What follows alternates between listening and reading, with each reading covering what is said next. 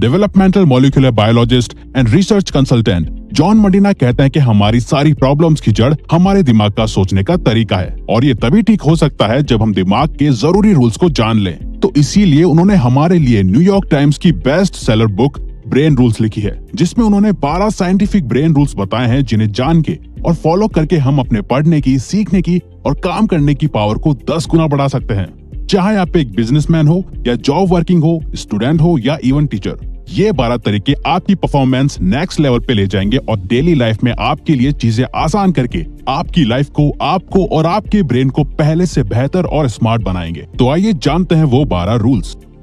Rule number 1, हम इंसानों का दिमाग एक सर्वाइवल ऑर्गन है जो समय के साथ इवॉल्व हुआ है। हम इंसानों के इवॉल्व यानी कि विकसित होने के साथ ही हमारे सोचने का तरीका और सर्वाइवल की टेक्निक्स भी पहले से इवॉल्व और अलग हुई हैं। चाहे हम इस वर्ल्ड में सबसे ताकतवर ना हो, लेकिन हमने वक्त के साथ सबसे ज्यादा स्ट्रॉन्गेस्ट ब्रेन डेवलप किया है और यही हमारे सर्वाइवल का भी रीजन है, चाहे फिर वो हमारी हिस्ट्री हो या हमारा आज। हमारा एक्शंस को एनालाइज करना और जिंदा रहने के लिए दूसरे इंसानों के साथ कोऑपरेट करना ही हमारी हजारों सालों से सर्वाइवल स्ट्रेटजी रही है, ताकि हमें सर्वाइव करने के लिए मदद मिले और जिंदा रहने के लिए कि हम अपने जीन्स को आगे भी बढ़ा सकें। और अगर हमारा एनवायरनमेंट और आसपास के लोग हमारे गोल्स को सपोर्ट करते हैं तो हमारी प्रोडक्टिविटी और क्रिएटिविटी भी बूस्ट होती है। लेकिन अगर हमारे यही रिलेशंस, कनेक्शंस और अंडरस्टैंडिंग दूसरे लोगों के साथ सही ना हो तो वो ग्रुप और एनवायरनमेंट हमारे ब्रेन और हमारी लाइफ दोनों को बेकार बना देता है और यही चीज हमारी वक्त से पहले डेथ का भी रीजन बन सकती है। तो सिर्फ स्ट्रॉन्गेस्ट ब्रेन सर्वाइव करते हैं, ना कि strongest bodies. Rule number 2, exercise करना हमारे ब्रेन की पावर को बढ़ाता है।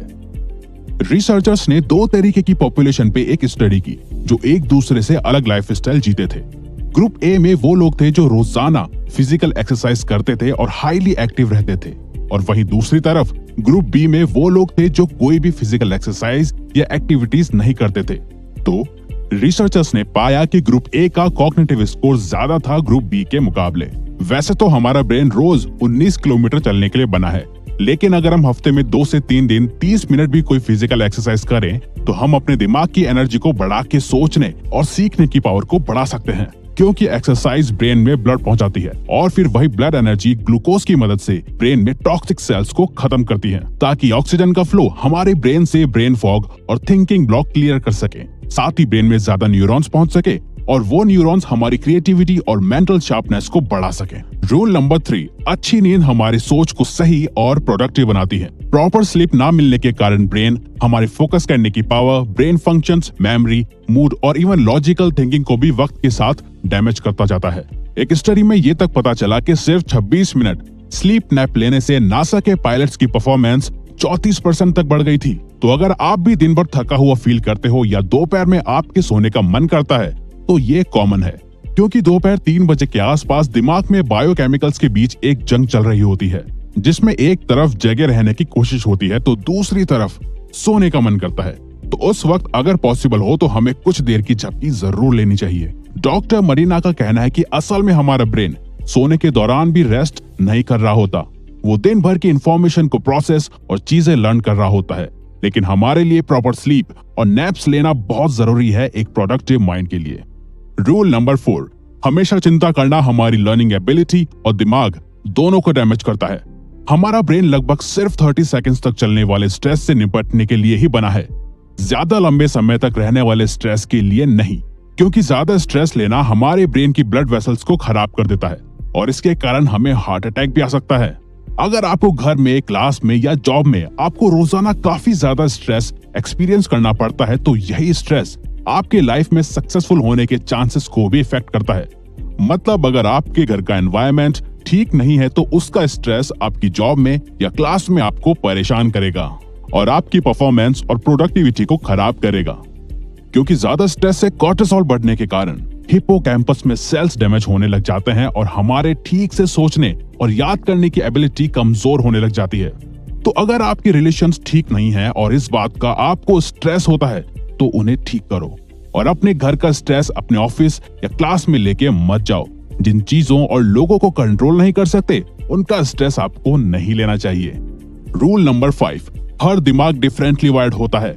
हमें स्कूल में बताया गया था कि हम इंसानों का ब्रेन एक जैसा होता है, लेकिन ये इन्फॉर्मेशन गलत है। काफी रिसर्च के बाद साइंटिस्ट ने बताया कि हर इंसान की ब्रेन की वायरिंग अलग होती है। हम अपने ब्रेन को डेवलप तो कर सकते हैं, लेकिन हमारा ब्रेन किसी और की तरह बिल्कुल सेम नहीं हो सकता, यहाँ तक कि दो जुड़वा बच्चों का भी नहीं। डिफरेंट ब्रेन वायरिंग को हमारा एजुकेशन सिस्टम इग्नोर करता है ग्रेड सिस्टम के थ्रू, जहां हमारे इंटेलिजेंस को हमारे टेस्ट और एग्जाम्स के मार्क्स एंड परसेंटेज से नापा जाता है, जबकि हर स्टूडेंट का, एम्प्लॉय का या कस्टमर का ब्रेन डिफरेंटली वायर्ड होता है, जिस वजह से businesses like Amazon world wide करोड़ों लोगों की इंफॉर्मेशन और इंटरेस्ट जान के सक्सेसफुल कंपनी बनी है। तभी अगर हम सिर्फ एक बार किसी प्रोडक्ट को Amazon या कोई और साइट में सिर्फ देखते हैं, तो फिर वो प्रोडक्ट हमारे सारे सोशल मीडिया प्लेटफॉर्म में हमें दिखाई देता है। रूल नंबर 6, हम इंसान बोरिंग चीजों पे ध्यान नहीं देते। हम सिर्फ उन्हीं चीजों पे ध्यान देते हैं जिनके पीछे हमारा इंटरेस्ट, प्रॉफिट, इमोशन या कल्चर जुड़ा हुआ हो। इस बात से फर्क नहीं पड़ता कि आप कौन हो, आपका ब्रेन कॉन्शियसली या सबकॉन्शियसली इन क्वेश्चंस पे फोकस करता है, जैसे क्या मैं ये खा सकता हूँ, क्या ये मुझे खा सकता है, क्या मैं इससे रिलेशन बना सकता हूँ, या क्या मैंने इसे देखा है, और इंटरेस्ट या रीजन ढूंढता है। ब्रेन मल्टीटास्किंग के लिए नहीं बना, लेकिन फिर भी ऑफिसेज और स्कूल्स मल्टीटास्किंग करना एनकरेज करते हैं। मल्टीटास्किंग हमारी गलती और फेलियर के चांसेस 50% तक बढ़ा देती है। रूल नंबर 7, हमें कुछ भी सीखने के लिए या याद रखने के लिए इंफॉर्मेशन को रिपीट करना चाहिए। हमारा ब्रेन कुछ इंपॉर्टेंट इंफॉर्मेशन को ही ज्यादा देर तक स्टोर करके रखता है, बाकी की अनइम्पोर्टेंट चीजों को हमारी शॉर्ट टर्म मेमोरी इरेज करना शुरू कर देती है। तभी विजन बोर्ड, रिटन गोल्स या रिमाइंडर्स जरूरी है हमारे ब्रेन को याद दिलाने के लिए कि ये इंफॉर्मेशन इंपॉर्टेंट है। अगर आपको किसी चीज को याद करना है या किसी चीज को सीख के उसमें बेस्ट बनना है, तो आप उस चीज को हर कुछ देर बाद रिपीट करो, जिससे कि प्रैक्टिस हो सके और बार बार एक ही चीज पे ध्यान रखा जा सके। रूल नंबर 8, हमारे सभी सेंसेस एक साथ काम करते हैं, तो हमें उन सभी का पूरी तरह से यूज करना चाहिए। हमारी स्मेल करने की सेंसेस ही बटरी पॉपकॉर्न से सीधा हमें मूवी थिएटर की याद दिलाती है, या बारिश और फूलों की खुशबू हमें किसी पर्सन, सिचुएशन और जगह की याद दिलाती है। तो अगर आपको पढ़ते वक्त या काम करते वक्त कुछ याद करना हो, तो आप उसके साथ एक स्मेल या फ्रेग्रेंस को जोड़ सकते हो। अब चाहे ये आपका परफ्यूम हो या रूम कैंडल, आपको जब भी वो स्मेल आएगी, आपको पास्ट में हुई इंफॉर्मेशन याद आएगी, और इसके चांसेस 10 से 50% भी हो सकते हैं। रूल नंबर 9, हमारी देखने की सेंस हमारी सभी सेंसेस से ज्यादा होती है। हम विजुअली देखी गई इंफॉर्मेशन को ज्यादा याद रखते हैं कंपेयर टू सुनी गई या पढ़ी हुई। आपको बायोग्राफीज पढ़ के शायद याद नहीं होगा कि कौन से पेज नंबर पे एग्जैक्टली क्या बात या सिचुएशन लिखी थी, लेकिन अगर उसी बायोग्राफी पे कोई फिल्म बनी होगी तो उस मूवी के सीन्स आपको अच्छे से याद होंगे, क्योंकि हमने अपनी हिस्ट्री में जानवरों, खाना, खतरा, सिचुएशन और इंसानों को देखने के बाद ही जाना है कि हमारे लिए क्या सही है और क्या नहीं, और फिर उसी विजुअल पावर को हमने आर्ट या लिटरेचर में कन्वर्ट किया ताकि हम चीजों को विजुअली याद रख सकें।